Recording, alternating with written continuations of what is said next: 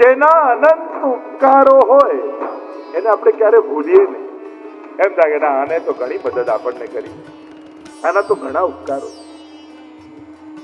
માણસની તકલીફ જ એ છે, જેના જેના આપતા હાથ દેખાયા એ બધાને યાદ રાખ્યા, પણ જેણે મનમાં બેસીને આ બધાને પ્રેર્યા એનો આભાર ક્યારેય ન માન્યો.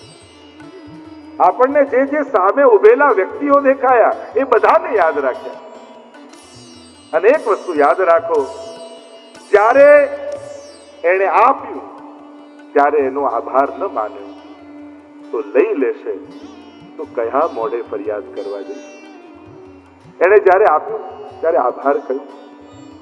ક્યારેક તો પ્રભુને બે હાથ જોડીને કહો કે પ્રભુ તારી બહુ કૃપા છે.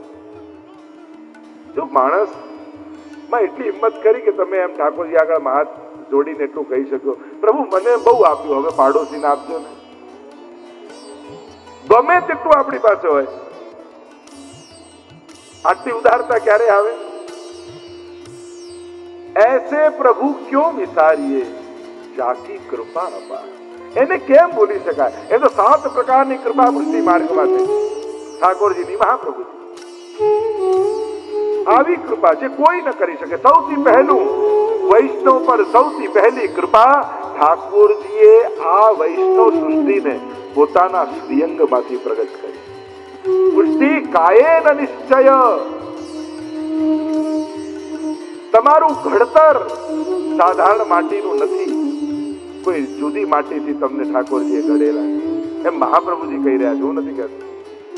પુષ્ટિ પ્રભા મર્યાદા ભેદ નામનો ગ્રંથ મહાપ્રભુજીનો 16 ગ્રંથમાં છે, અને એમાં સૃષ્ટિનું સર્જન 3 પ્રકારની સૃષ્ટિ ઠાકોરજી પ્રગટ કરે છે: પુષ્ટિ, પ્રભા અને મર્યાદા. મનમાંથી સૃષ્ટિ પ્રગટ કરીએ પ્રવાહી, જે મન ફાવે કરે પ્રવાહી. પોતાની વાણીમાંથી પ્રગટ કરી, કારણ કે વાણીમાંથી વેદોચ્ચાર થયા છે.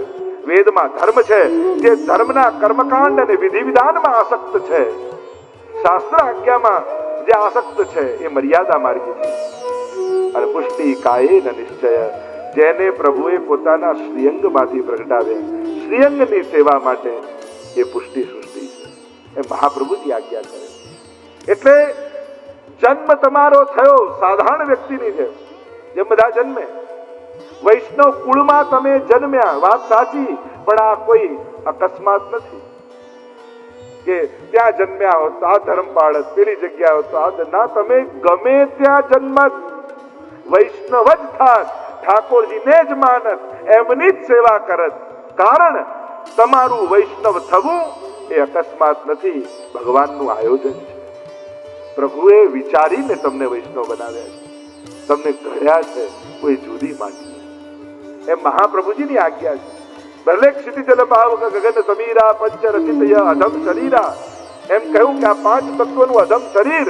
પુષ્ટિ માર્ગમાં એમ નથી કહેતા. અહીંયા તો વૈષ્ણવનો દેહ ઘડે તો એક એક તત્વ જુદું. માટી લે તો વ્રજરજ લે, જલ તત્વ તો જમના જલથી. એમ એક 5 તત્વોની ચર્ચા છે, હમણાં વિસ્તાર નથી કરતો. 7 પ્રકારની કૃપામાં પહેલી કૃપા તમને શ્રીઅંગમાંથી ઘડ્યા, શ્રીઅંગની સૃષ્ટિ બનાવી. બીજી કૃપા, શ્રીઅંગમાંથી ઘડ્યા તો ખરા, પણ તમારા હૃદયમાં પુષ્ટિ ભક્તિનું બીજ વાવીને તમને મોકલ્યા. પ્રત્યેક વૈષ્ણવના હૃદયમાં ઠાકોરજીએ પુષ્ટિ ભક્તિનું બીજ વાવેલું. અનુકૂળ વાતાવરણ, અનુકૂળ માહોલ મળતા જ એ બીજમાં પડઘાઓ ફૂટવા લાગે. ઘણી વાર લોકો મળે, આ તો જરાય નતા માનતા, જેથી આપની કથા સાંભળીને તો સાવ બદલાઈ. એક વાર આવ્યા જીવન બદલાઈ. આ તો કથા તો નિમિત્ત થાય, પણ કોઈ બેઠકજી ગયા, કોઈ નાથક દ્વારા ગયા, કેટલી ઘટનાઓ ક્યાં ક્યાં થકી પુષ્ટિનું બીજ હતું જ.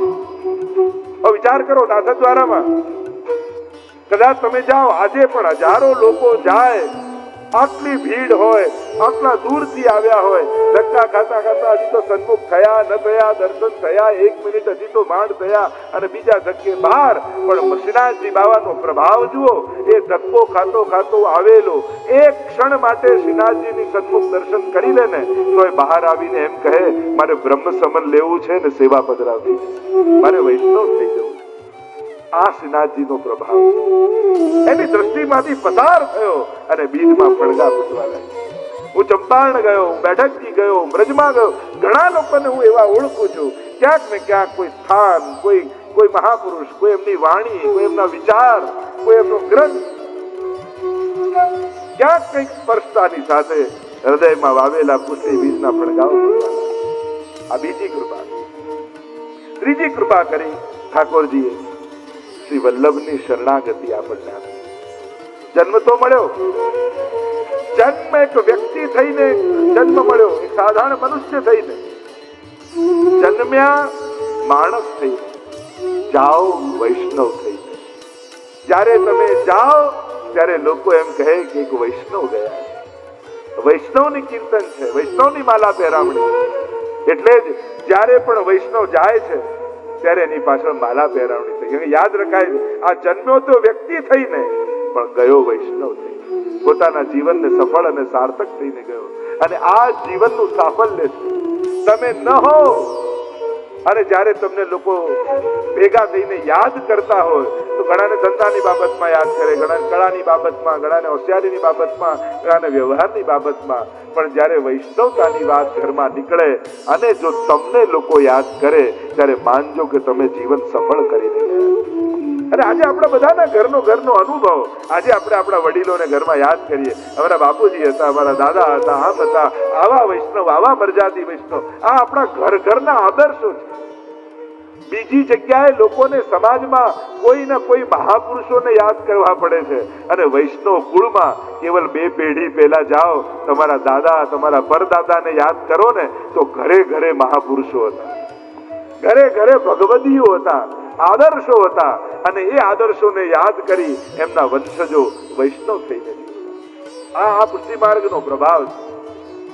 જે સંતો મહંતોની આપણે કથાઓને સાંભળી છે વાર્તા, આવા ભગવદી, પણ એવા ભગવદીઓ તમારા કુળમાં પૂર્વજો રૂપે હતા જે આવું જીવી ગયા. આ ભાવ આપણે કહ્યું. વલ્લભની શરણાગતિ આપણને આપી, મહાપ્રભુજી જેવા ગુરુ આપણને મળ્યા. આ ચોથી કૃપા, શ્રી મહાપ્રભુજી દ્વારા આપણને બ્રહ્મ સંબંધ મળ્યો અને વૈષ્ણવ થવાનો અવસર મળ્યો, શ્રીજીના થવાનો અવસર પડ્યો, પ્રભુ સાથે આપણો હસ્તમેળાપ કરાવ્યો.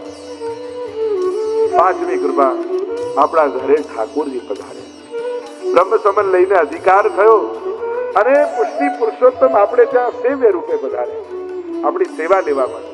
છઠ્ઠી કૃપા, સાધારણ જીવ જે સંસારમાં આપણે રહીએ છીએ, સાવ સંસારીની જેમ, પણ એમાં પણ જ્યારે ઠાકોરજી પધાર્યા તો આપણું ઘર વ્રજ બની ગયું. અને વ્રજ બનાવી ઠાકોરજી આપણા સંસારને પણ અલૌકિક બનાવી દીધો. આપણી શરણાગતિ આપણા ઘરે આવીને દ્રઢ કરી. લોકોને તો ક્યાં ક્યાં જઈને ધરવા જવું પડે અને આપણે ત્યાં તો ઠાકોરજી ઘરે બિરાજતા હોય અને ત્યાં આપણું અંગીકાર કરતા હોય, આપણી શરણાગતિ દ્રઢ કરે. અને છેલ્લી કૃપા, સાધારણ કર્મવશ થઈને આવેલો જીવ, એ જીવમાંથી એ દાસ બન્યો, દાસમાંથી સેવક બન્યો, સેવકમાંથી વૈષ્ણવ બન્યો, વૈષ્ણવમાંથી ભગવદી બન્યો અને ભગવદીમાંથી તાદૃશી બનીને પ્રભુ પાસે ગયો. એક જીવ જે કર્મવશ પેદા થયો હતો એ ભગવદી અને માંથી તાદૃશી ભગવાન જેવા ગુણો ધારણ કરી અને પ્રભુની લીલામાં પ્રાપ્ત થયો.